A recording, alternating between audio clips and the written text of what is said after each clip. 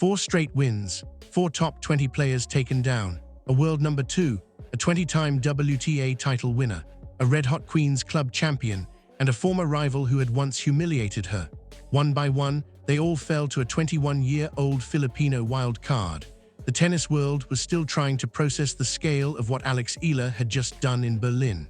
It didn't feel real. It felt like one of those sports stories that only make sense in movies, except this was happening on one of the biggest stages in women's tennis, in real time, in front of the world. But just as Eala was preparing for the biggest match of her career, something happened that stopped the tournament cold. A black SUV rolled up to the player's entrance. WTA officials stepped out, and they weren't there to congratulate her. They were there to inspect her racket. The whispers spread instantly. They're checking her equipment. They think she's cheating. They can't believe she's this good. So what exactly did the WTA find when they examined Alex Eala's racket? And why is the tennis world calling this one of the most shocking moments of the grass court season? Berlin, Germany, June 2026. Steffi Graf Stadium. The grass courts of Berlin have seen greatness before. They've seen champions, legends, and unforgettable performances. But nothing, absolutely nothing, could have prepared the historic stadium for what Alex Eala was about to do. She arrived as a wild card, just 21 years old, ranked number 35 in the world. A young Filipina from Quezon City carrying a racket bag, a fearless left hand, and a dream that had traveled all the way from the Philippines to the grass courts of Germany. At first, she looked like a dangerous outsider. Within days, she looked like the most terrifying player in the tournament. Her first victim was Donna Vekic. The Croatian had come into Berlin full of confidence, riding a 6-match winning streak on grass after her title run at Queen's Club. She had just beaten big names, rediscovered her rhythm, and looked every bit like one of the most dangerous floaters in the draw. On paper, this was supposed to be a lesson for Eala, a reminder that grass court tennis punishes inexperience. Instead, Eala turned it into a statement. She beat Vekic 7-5, 6-4, extending her perfect record against the Croatian and sending the first real shockwave through Berlin.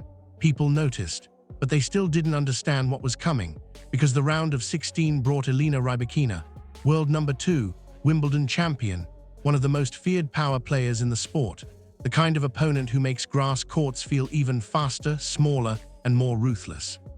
She had beaten Eala just weeks earlier in Rome. On this surface, with her serve and her flat power, she was supposed to be nearly untouchable. For a moment, it looked like the script would hold. But Eala had other ideas. She fought back from a breakdown in the opening set, absorbed Rybakina's pace, redirected it with fearless precision, and somehow found a level that even the world number 2 couldn't contain. She took the first set 7-5, then backed it up with a composed 6-4 second set to complete the biggest win of her career. The reaction was instant. This wasn't just an upset. This was a breakthrough, her first ever win over a top 2 player, the kind of result that changes how the locker room sees you overnight, the kind of win that tells the rest of the tour that the young wildcard from the Philippines is no longer a nice story, she's a problem, and Eala knew it. After the match, the emotion poured out. She celebrated like someone who understood exactly how big the moment was, because she had earned every second of it. Then came Elena Svitolina, a former world number 3, a 20-time WTA title winner, one of the smartest competitors on tour, a player who had rebuilt herself over and over again and was once again looking dangerous. If Eala's win over Rybakina was the explosion, this match was the test of whether she could handle the weight of expectation that follows a career-changing upset. She didn't just handle it, she controlled it. Eala dismantled Svitolina in straight sets, 6-3, 6-4, playing with a calm that made the scoreline feel even more brutal. She moved beautifully, took the ball early, exposed the angles only a left-hander can create, and once again looked completely at home under pressure. Now the tennis world had no choice. This was no fluke. This was no lucky draw. Alex Eala had beaten back-to-back top 10 players in Berlin, and suddenly, the wild card from Quezon City was standing in the semifinals of a WTA 500 event, looking like she belonged there all along. And then came the match that made it personal. Linda Noskova, world number 13. A rising star with serious firepower, and more importantly, a player who had humiliated Eala earlier in the season. At Indian Wells, Noskova had crushed her 6-2, 6-0. It was the kind of loss that stays with you, the kind of scoreline that lingers in your head long after the handshake. Berlin gave Eala a chance to answer it. And she did. This time there was no hesitation, no fear, no scar tissue. She played like a woman settling unfinished business.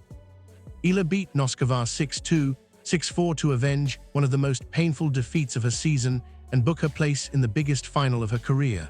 4 wins, 4 top 20 players gone. A wildcard entry had just stormed into her first WTA 500 final, and one of the most astonishing runs of the year was suddenly one match away from becoming a title story. But that's when everything changed. Because while Eala was preparing for the final, while fans were still celebrating the run and trying to make sense of what they had witnessed, a black SUV pulled up to the private players' entrance at Steffi Graf Stadium. No cameras, no ceremony, no announcement, just a quiet arrival that instantly changed the mood around the tournament. When the doors opened, several WTA officials stepped out. Not tournament staff, not sponsors. Not the usual administrators floating around a big event. This was different.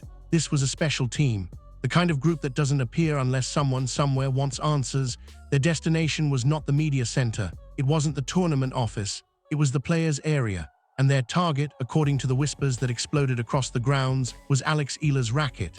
Within minutes, the rumor had spread through the stadium. They're checking her equipment. They think something isn't right. They can't believe she's doing this on grass. The speculation took off immediately. Maybe it was the sudden jump in level. Maybe it was the fact that a 21-year-old wildcard had just taken down a world number 2, a former world number 3, and one of the hottest players on grass in the same week. Maybe it was the way Eala's lefty patterns were tying opponents in knots, the disguised direction changes, the wicked angles, the timing, the precision under pressure. Whatever the reason. The message felt unmistakable. The WTA was looking closely, and suddenly, the biggest story in Berlin wasn't just Eala's miracle run, it was whether the governing body of women's tennis believed it. According to reports from inside the tournament, Eala remained calm when she was informed about the inspection. No panic, no outrage, no visible frustration. People close to her camp described her as composed, almost amused by the entire situation. And maybe that makes sense. Because by this point, Eala had already learned how to survive chaos.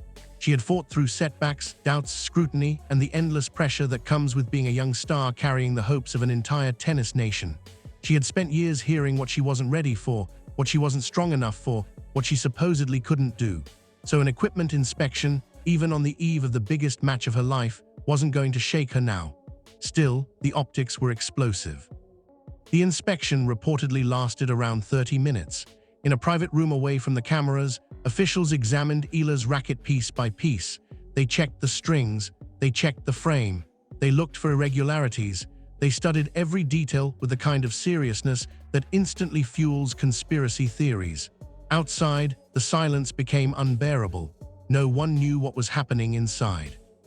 No one knew whether the WTA had found something unusual, or whether they were simply trying to explain a performance they couldn't fully understand.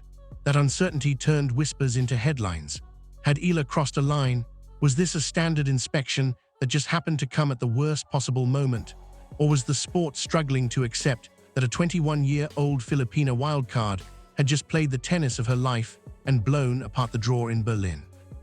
Inside that room, Eala sat across from the officials with her racket on the table in front of her. 3 people from the WTA, serious faces, no small talk, no explanations beyond procedure. One official held the racket up to the light, carefully studying the string bed. Another ran a device along the frame. A third wrote notes in silence. Eala watched. She didn't fidget. She didn't protest. She didn't ask for reassurance. Because at this point, she knew exactly what she had done to get here. She knew how hard she had worked. She knew what was in her game, what was in her body, and what was in that racket. And most importantly, she knew she belonged. After roughly half an hour, the inspection ended.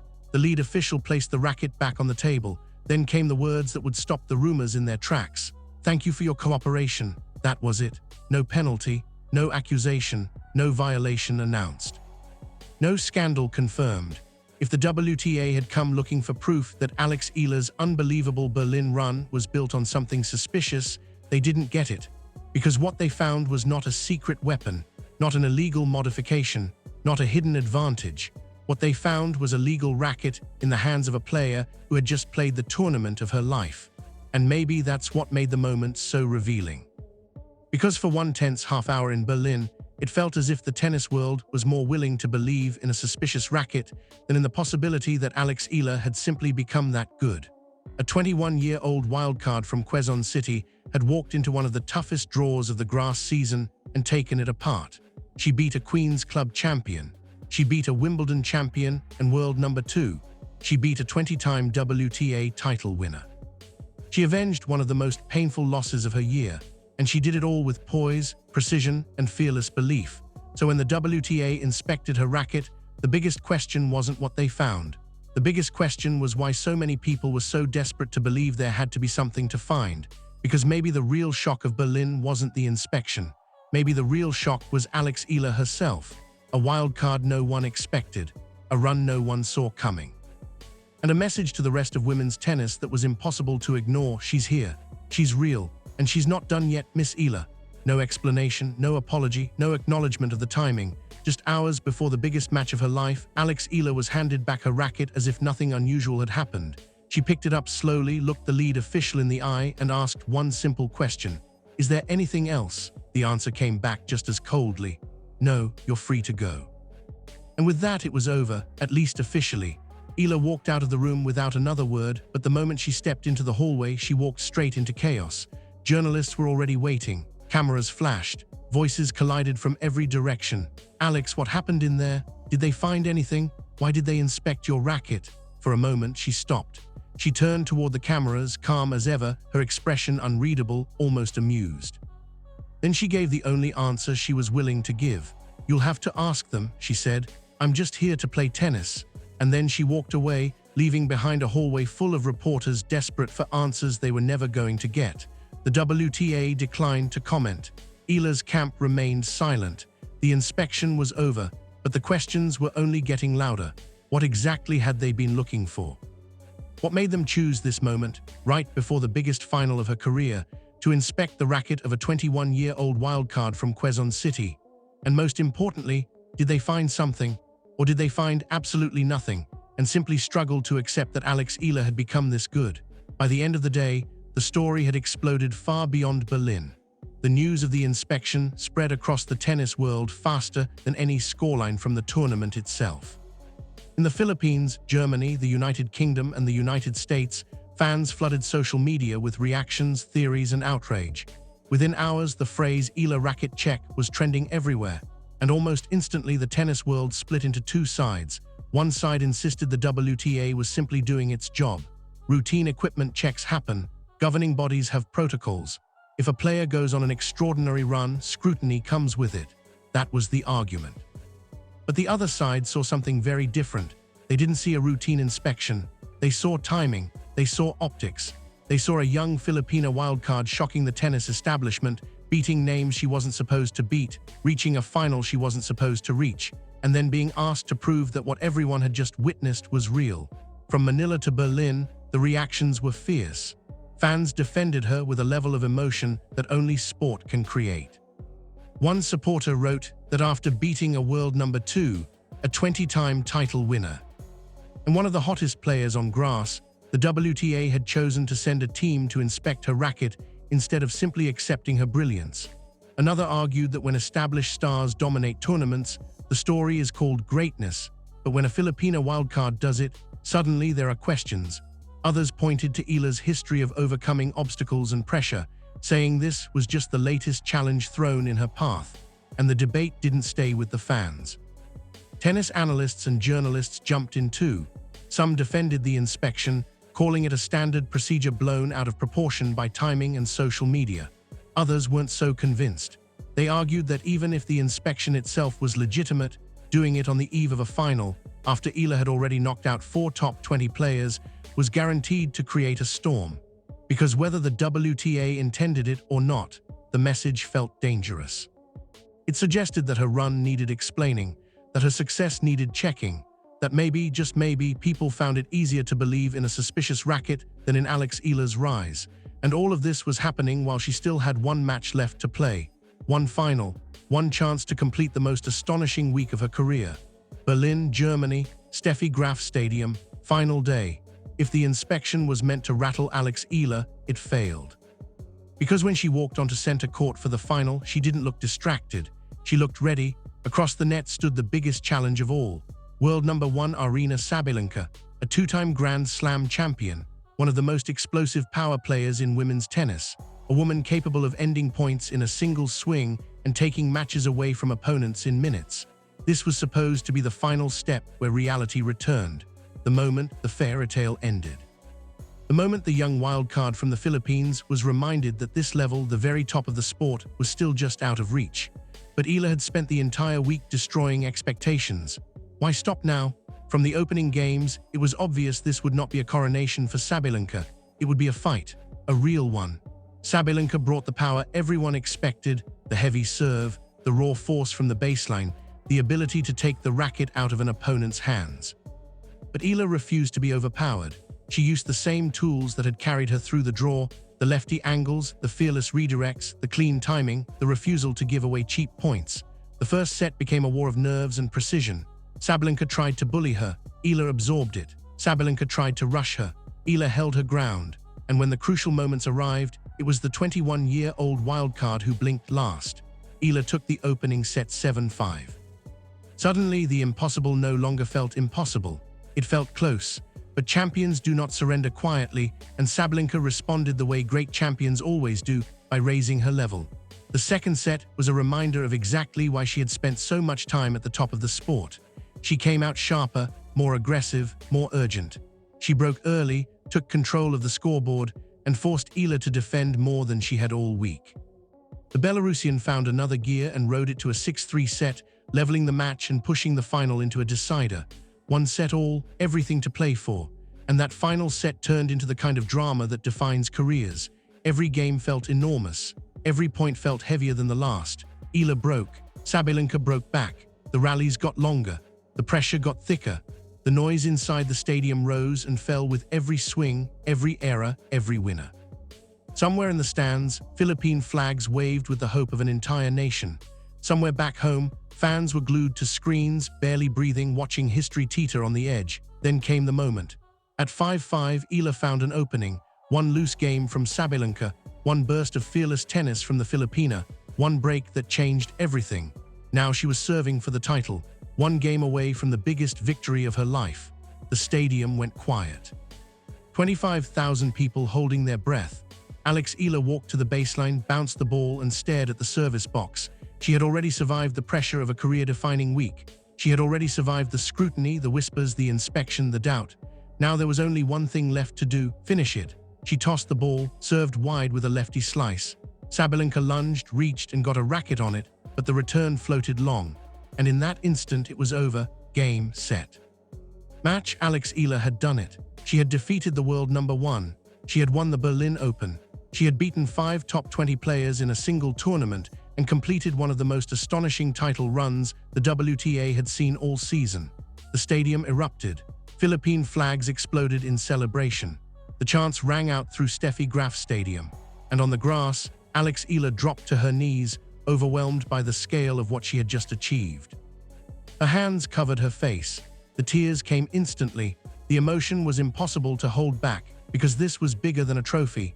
This was validation. This was proof. Proof that she belonged on the biggest stages in tennis. Proof that her run was real. Proof that no amount of pressure, scrutiny, or suspicion could stop her when her level was this high.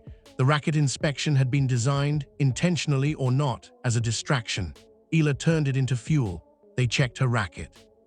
They questioned the moment.